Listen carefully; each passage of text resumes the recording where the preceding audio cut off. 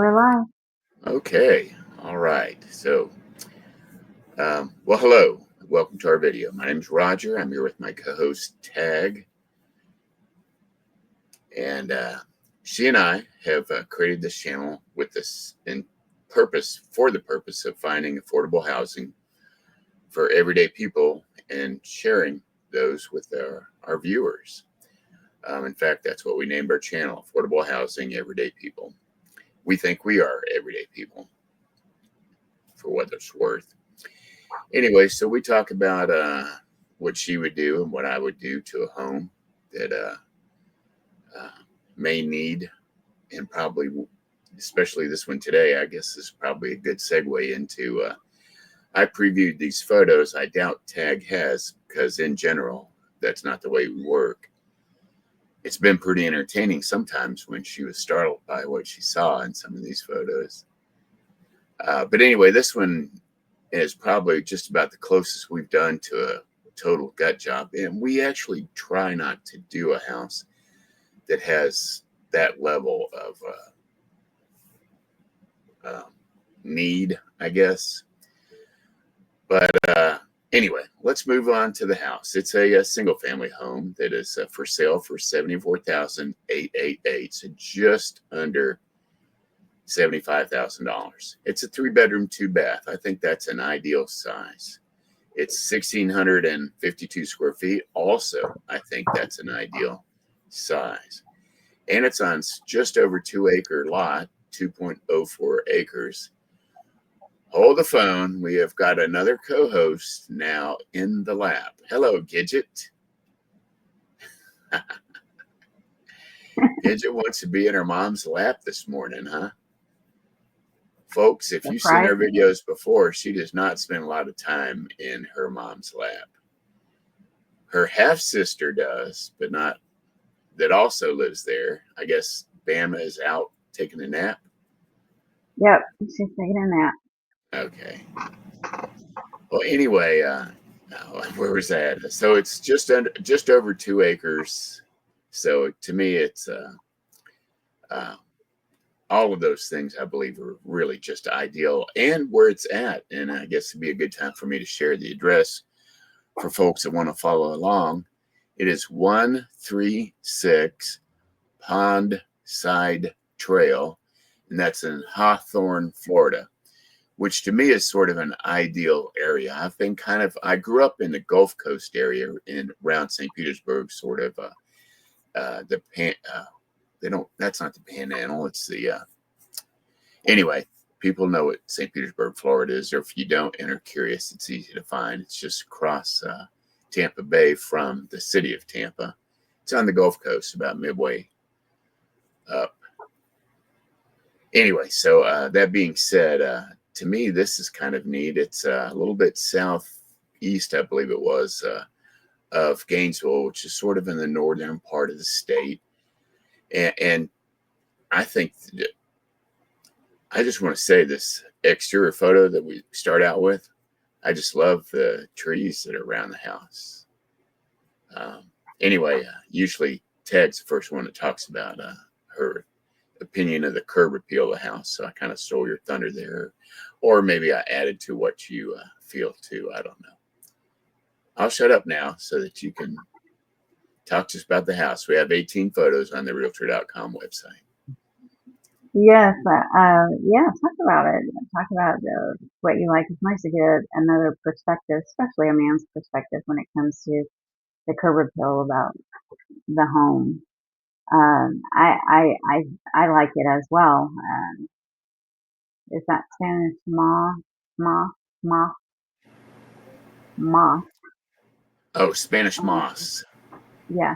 Is that on the trees? Is that what I'm seeing here? I don't know. I think so. I actually can't see the picture well enough to tell. It's kind of small in scale when I look at it on my computer that we're doing our call from. Mm-hmm. And then the other photo I have of it is from my tablet, which is also small. I don't know if you guys can see that when I share it up here next to my face. Yeah. But those are my two ways of seeing it, and neither one are particularly helpful. Yeah. But I Well, believe there's Spanish moss there. I think this has great potential. I really do. Even though it is an older home, it looks like it's been beat up pretty good, but it's still standing, and I think that that shows a lot about the structure of the home. It's been on the market for 264 days, but the price per square footage is great. And take a peek. Let's look at the exterior. I like the metal roof. I I really do. It seems like it's just every home that we viewed with it. It just seems as though that's the last thing standing in decent condition. But and I also like the fact that this is on 2 acres, so you have some room around you. Um, the trees are positioned beautifully around the house, giving it extra shade from the Florida heat. I think that's a plus. I can see raised gardens in the front, side, and back. This is a great home for homesteading. It's not too much acreage where you need a whole crew to manage it. It's enough to sustain your lifestyle. I call it an outdoor grocery store, and also feed a couple of neighbors in between. Just think if every neighbor had one vegetable growing in their backyard, you can feed a whole neighborhood and spread that out to a community. And then all of a sudden, everybody has nice, healthy food to eat and share and sell. So this is how my brain works. Um, the pictures really just, it captures something for me, possibilities. That's what it captures for me. It's affordable. And look at the size of this backyard. Wow. The things that you can do. I mean, you don't need like 40 acres in order to feed yourself and a couple of neighbors. It's so lush around there. Okay. Um, real quickly, let's just see what the surrounding area has. If the maps will let us do a street view.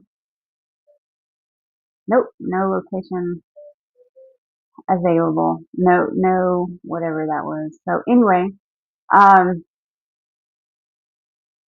this is a nice size property. Got a little water over here to the side, a little pond, which is always great. Let's view out.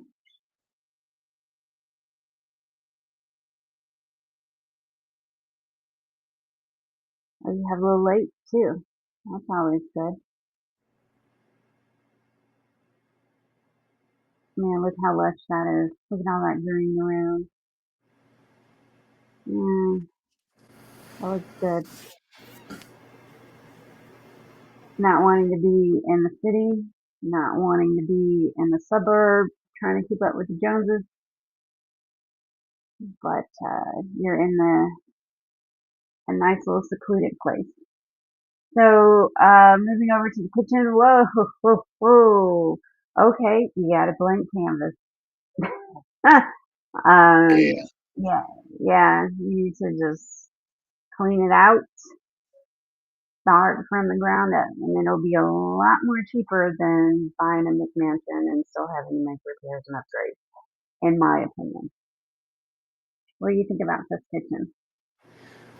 Oh, I've seen. Well, I already previewed the photos. Did I mention that already? I don't know if I mentioned it in our last video or in this one, but um, I thought that we'd have to do, or that I would have to do a complete gut on the house, almost every single room, every single wall and ceiling, floors. Mhm. It would need to be replaced. So yeah, just I love to see the window there. I think that's where my sink would end up being, if I were able to, uh, have the plumbing over there to do it. Supply lines for the sink and then a drain for the sink. Um, I don't see any evidence that that was there before. So, Yeah. house built in 1972.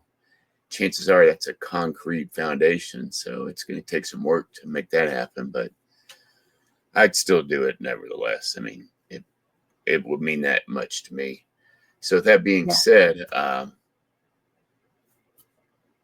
really not much more than that to contribute. I would, bring my own cabinets, bring my own countertops. Not anything particularly fancy about the design. Fit your appliances in where you want them at. Get your sink under the window. I'm a pretty simple guy. That would take care of it for me. Yeah. Okay. Well, I agree about it's a good job.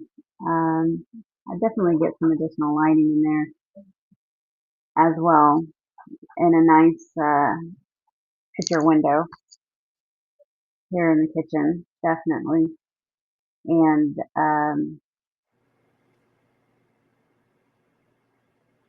live my best life. Does it look I to know you that. like that window is partially boarded over at the bottom? Yeah. Mhm. Okay, so once you replace that window, I guess, with something hurricane proof, since it is Florida, Mhm. which will set you back a few pennies. Um, Once you get that replaced, you'll have a nice looking place to have your sink underneath there or in front of it. Anyway, Mhm. just wanted to see if you saw the same thing I did there. Yeah. Mhm. I know when we're talking about um, renovations, yeah, the upfront cost is there, and there's no denying that part of it. But when you're paying that monthly mortgage, 10, 20, 30 years in the thousands, it just, mm, I just scream hostage. It's a hostage situation. So, here's the bathroom, and I'm not shocked. The house is like 53 years old, so it doesn't look like it's been updated very much at all since then. And this is an opportune time to go in and create something that you're just gonna absolutely love. I mean, look at the toilet. I mean, if that doesn't scream 1970s, well, late 60s, 1960s, I don't know what does. But this gives you a chance to put in a tankless system, a water filter, and Excuse me a second. Back to the other photo. What's this your one. No, the last one, I guess. Uh-huh. What is going on with those look like water supply lines coming out of the wall at about like almost shoulder height, or at least, uh, your I don't know. At first, I thought maybe it was a shower, but then I'm just like, yeah, that's really kind of high. But too far I apart really for that also. yeah. So I don't know. Maybe they have That something, that job. but this is why there are licensed and insured construction workers to make sure stuff like this doesn't happen because this would not pass code. No, not at all. Yeah. So uh, anyway, um, for a home that has great bones, great structure, this gives you an opportunity to put in appliances and fixtures that are more energy efficient. But look, we got a little greenhouse out here, or no, is this the home? Yeah, it's the side of the house, I The believe. side of the house. Okay. Well, you I have believe. enough room to build up and to build out and side. So if you're wanting to add on, you definitely can do it with 2 acres. And here is the other side of where the kitchen was attached. I really don't care for this wall right here. However, you can make a kitchen work. You can make it work, or you can talk to a professional. This is creative. That's creative. It wouldn't pass, but at least you have an idea of the size of the room, so you can come up with something that would pass inspection to have your washer and dryer functioning correctly. You don't want to burn the house down or flood it out. So at least you see what the problem is instead That of is it true. being hidden behind, walls and stuff like that. Like the double doors, French doors. I've always been a fan of that. I agree. Definitely rewiring is going to be needed. Um, can't tell what this room is other than there's shelves in it, I'm but thinking that's the closet for the master bedroom. is this the master bedroom right here? I'm Really thinking don't that's the know. master bedroom. Okay. Well, that's a And I nice think, size closet. yeah, it is.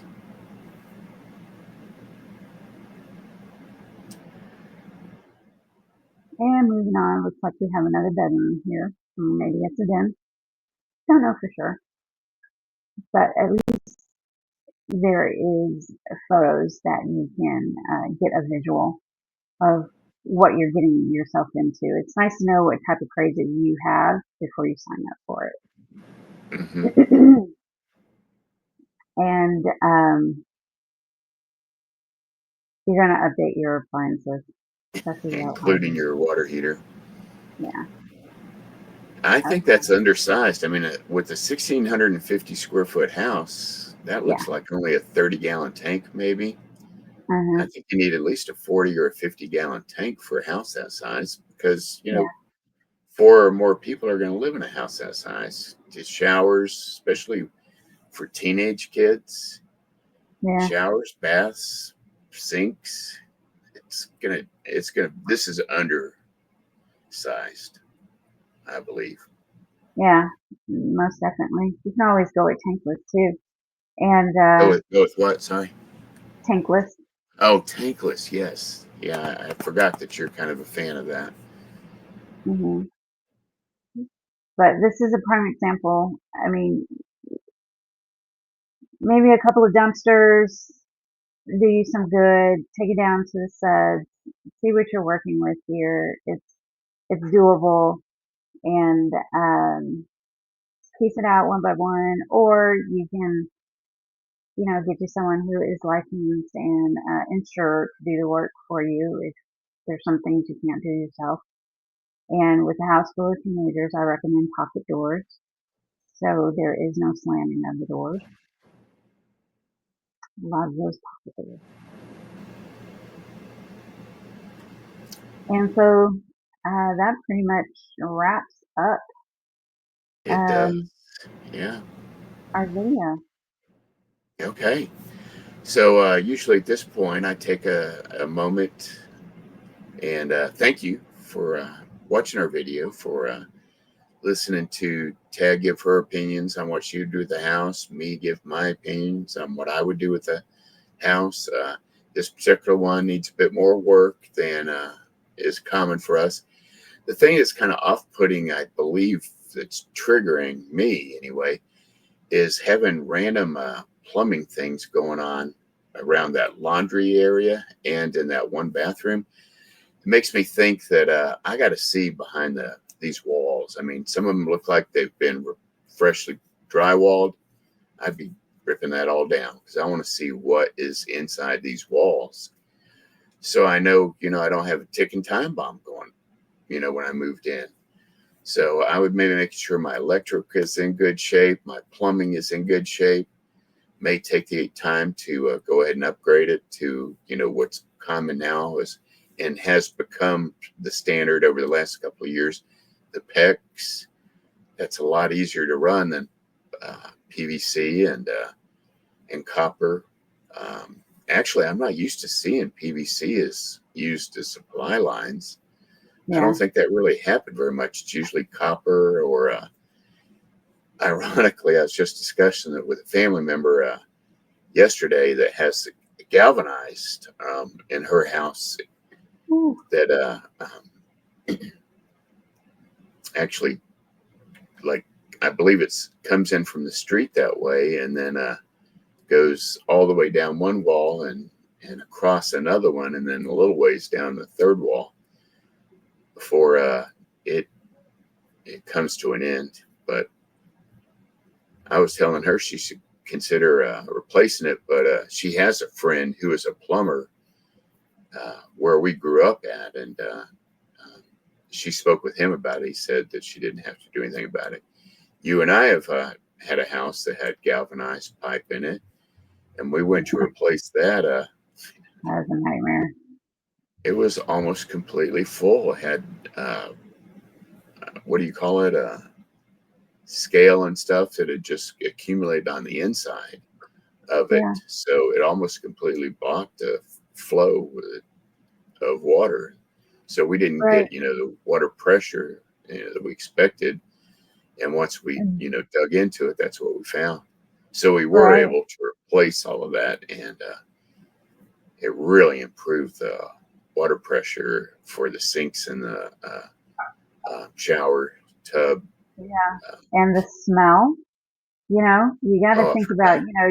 you're washing your clothes and all that buildup in the sink is being carried through, or in the pipes is being carried through with the water. So there wasn't an amount of soap or laundry detergent that could fix the issues that we were having. And remember that washer, when we upgraded the washer, how it would just smell all the time. And Yeah, it was when they first were doing the front loading front loading, yeah, HE washers. yeah. And I think we And went to two if you, washers. if you close the door, you get an odor before it's very long. Yeah, And we learned that the hard way. right. We thought it was the washer itself. Maybe we just got a bad washer.